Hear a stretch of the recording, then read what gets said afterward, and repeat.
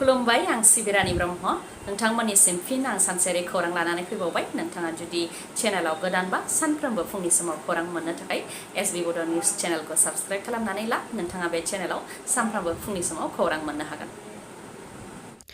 आसामनि नगाव जिल्लानि गुबुन गुबुन मोनथाम पुलिस थानानि साथाम असिफोरखौ रिजार्भ क्लजआव दोननाय जाबाय। नगावनि एसपी लीना दले बिथाङा गांसे अर्डार फोसावनानै साथाम असिफोरखौ रिजार्भ क्लजआव दोनदों। साथाम असिफोरा जाहैबाय मरिकलं पुलिस थानानि असि फिरोज दले, बाटाद्रवा पुलिस थानानि असि सन्जीब लाहान आरो खाथुआल पुलिस थानानि असि सेनिराम पागाक। रिपर्टनि बायदिब्ला साथाम असिफोरा गोलाव समनिफ्रायनो रां जाख्ल'नायाव सोमोन्दो थानायजों लोगोसे आयेन बेरेखा मोसौ फालांगि आरो आयेन बेरेखा ड्राग्स फालांगि खालामनायजों सोमोन्दो दंमोन। डिब्रुगड़ जिल्लानि लालुकायाव गुलि गावनायाव बाहायनाय पिस्तलनि सोमोन्दै पुलिसनो खौरां होनो हायोब्ला 50,000 रांनि बान्था होनो थाखाय फोसावदों डिब्रुगड़ पुलिसा। मख'नो गोनांदि थांनाय 31 अक्ट'बराव डिब्रुगड़ जिल्लानि आमलापाट्टीनि साखाथि लालुका गावआव सिद्धार्थ राजकनवार मुंनि सुबुंनि सायाव गुलि गावदोंमोन। सिनाय मोनै दुथांफोरनि गुलि गावनायजों सिद्धार्थ राजकनवार बिथाङा जिउ रैखा मोननो हादोंब्लाबो जोखोम जादोंमोन। बे गुलि गावनाय जाथायजोंनो सोमोन्दो लाखिनानै पिस्तलनि सोमोन्दै मिथिनो मोननो थाखाय डिब्रुगड़ पुलिसा गोबां सुबुंफोरखौबो हमनानै सोंनाय फिननाय लाबाय थादोंमोन, नाथाय सिद्धार्थ राजकनवार बिथांखौ गुलि गावनाय पिस्तलखौ दासिमबो मोननो हायाखै। बेनिखायनो बे पिस्तलनि सोमोन्दै सोरबाफोर खौरां होनो हायोब्ला 50,000 रां बान्था होनो थाखाय फोसावदों डिब्रुगड़ पुलिसा। खौरां हरनो थाखाय 6026901300 बे नाम्बाराव कल हरनानै नङाब्ला WhatsAppनि गेजेरजों मेसेज हरनानै मिथिहोहरनो हागोन। खौरां हरग्रा सुबुंनि मुंखौ रावनोबो मिथिहोनाय जानाय नङा होननानैबो रोखा खालामदों डिब्रुगड़ पुलिसा। जाय समाव आलादा बड'लेण्ड रायजो आरो उदयाचल रायजो दाफुंनो थाखाय बर'फ्रा दाबि खालामदों, बे समाव कमतापुर रायजो दाफुंनो थाखाय नायबिजिरनाया जागासिनो दं होननानै मिरुनिफ्राय लाइजाम हरदों। आलादा कमतापुर रायजो दाफुंनायनि सायाव कमतापुर प्रग्रेसिभ पार्टीनि खौरांगिरि मेलनि गेजेरजों बिथांमोनहा फोरमायथिदों दि कमतापुर रायजो दाफुंनायनि खामानिया माबोरै जागासिनो दं बेखौ मिथिनो थाखाय थांनाय आगस्ट दानाव मिरु सोरखारनिसिम गोसोखां बिलाइ दैथायहरदोंमोन। बेनि फिननाय हिसाबै कमतापुर रायजो दाफुंनो थाखाय नायबिजिरनाया जागासिनो दं होननानै मिरु सोरखारनि नखर बिफाननि डिपुटि सेक्रेटारिया लाइजाम हरनानै फोरमायथिहरदों होननानै बुंथियो कमतापुर प्रग्रेसिभ पार्टीनिफ्राय। लोगोसे कमतापुर रायजोआ थाबैनो दाफुंजानायजों लोगोसे कमतापुरिफोरनि गोलाव समनि जेंनाया सुस्रांजागोनखौ आसा खालामनो हायो होननानै बुंथियो बिथांमोनहा। भारतनि मोन 8 जिल्लाफोरखौ लानानै कमतापुर रायजो दाफुंनांगौनि दाबि खालामबावो बिथांमोनहा। मोन 8 जिल्लानि मादाव नर्थ बेंगलनिफ्राय मालदा, उत्तर दिनाजपुर, दक्षिण दिनाजपुर, दार्जिलिं, जलपाइगुरि, आलिपुरदुवार, कुचबिहार आरो केलेम्पं गासै मोन 8 जिल्ला। आसामनिफ्राय धुबरी, साउथ सालमारा, क'क्राझार, चिरां, बङाइगाव आरो गवालपारा गासै मोन 6 जिल्ला। आसाम आरो नर्थ बेंगलनि माखासे जिल्लाफोरनि अनगायैबो बिहारनि मोन 4 जिल्लाफोरखौबो सरजाबफानो थाखाय बिहारनि राजबंशी उन्नयन परिषद आरो माखासे आफादफोरा बुंथिहरदों होननानै खौरांगिरि मेलनि गेजेरजों फोरमायथिदों कमतापुर प्रग्रेसिभ पार्टीनिफ्राय। फोरमायथिनाय बायदिब्ला बिहारनि मोन 4 जिल्लाफोरा जाहैबाय पूर्णिया, किशनगंज, काटिहार आरो आरारिया। शनितपुर जिल्लानि ढेकियाजुलियाव फरेस्ट राइट्स एक्ट 2006 नि गेजेरजों 1301 नखरफोरनो हानि पाट्टा राननानै होदों, जेराव बिटिसिनि चिफ एक्जिकिउटिभ मेम्बार प्रमद बर', मन्त्रि उरखावगोरा ब्रह्म, अशोक सिंघल, लोगोसे शनितपुर जिल्ला बेंगिरि आरो दुलाराय बर' फरायसा आफादनि गाहाय दिपेन बर' बिथाङाबो बाहागो लादों। ढेकियाजुलि बियाबनि सिङाव थानाय बाटासिफोरनि साहा सुदेमजुलिनि सा 1301 नखरफोरनो हानि पाट्टा होनाय जादों।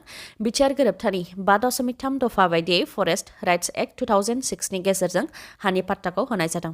बेनि अनगायैबो शनितपुर बिश्वनाथ गासैयावबो हानि पाट्टा मोननो गोनां 15,000नो हानि पाट्टाखौ होनो थाखाय सोरखारखौ नारसिनगोन होननानै बुंथिदों दिपेन बर'आ।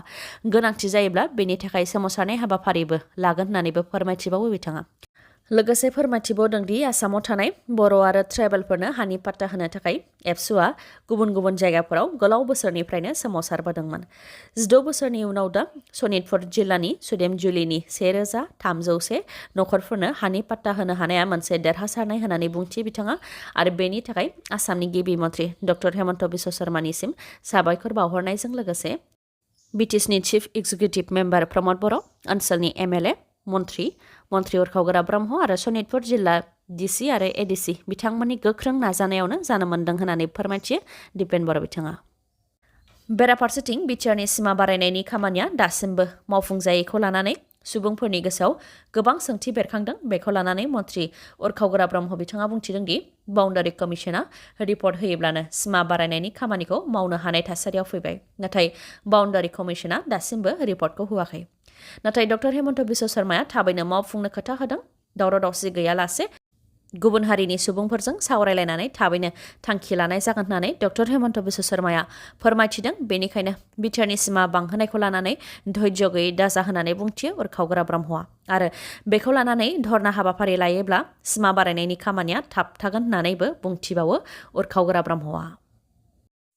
आसामनि नगावनिफ्राय लांखारनाय सानै बिदा फंबायखौ कार्बि आंलं जिल्लानिफ्राय रैखा खालामनो हानाय जाबाय। रिपर्टनि बायदिब्ला नगाव जिल्लानि बेरबेरि गामिनि सानै उन्दै गथ' बिदा फंबाया न'नि मोखाङाव गेलेबाय थानायनिफ्रायनो गोमादोंमोन। बे गोमानाय जाथायखौ लानानै उन्दै गथ' सानै बिफाया पुलिस थानायाव खौरां हैदोंमोन आरो बे खावनाय जाथायाव आखाइ थानायनि सन्देह खालामनानै सासे आइजोनि मुंखौ पुलिसनो मिथिहोबोदोंमोन। बे लेखायैनो नगाव पुलिसा आइजोनि थंखौ मिथिनो थाखाय आइजोनि मबाइल नाम्बारखौ ट्रेक खालामदोंमोन। बेनि उनाव आइजोआ जे जायगायाव दं बेनि खाथि खाला थानाय पुलिस थानायाव खौरां हरनानै जयैनो अपारेशन खालामनानै आइजोजों लोगोसे गुबुन सासे सुबुंखौ बे केसाव हमनो हादों। लोगोसे लांखारजानाय सानै बिदा फंबायखौबो कार्बि आंलं जिल्लानि दिफु बास स्टेन्डनिफ्राय रैखा खालामनो हादों। जिथि दुवार दखरा दुलाराय बर' फरायसा आफादनि मावख' नेहाथारि मुसुखा मुसाहारिखौ बिबाननिफ्राय बोख्लायबाय। बे खौरांखौ चिरां जिल्लानि दुवार दखरा दुलाराय बर' फरायसा आफादा रादाब बिबुंसारनि गेजेरजों फोसावदों।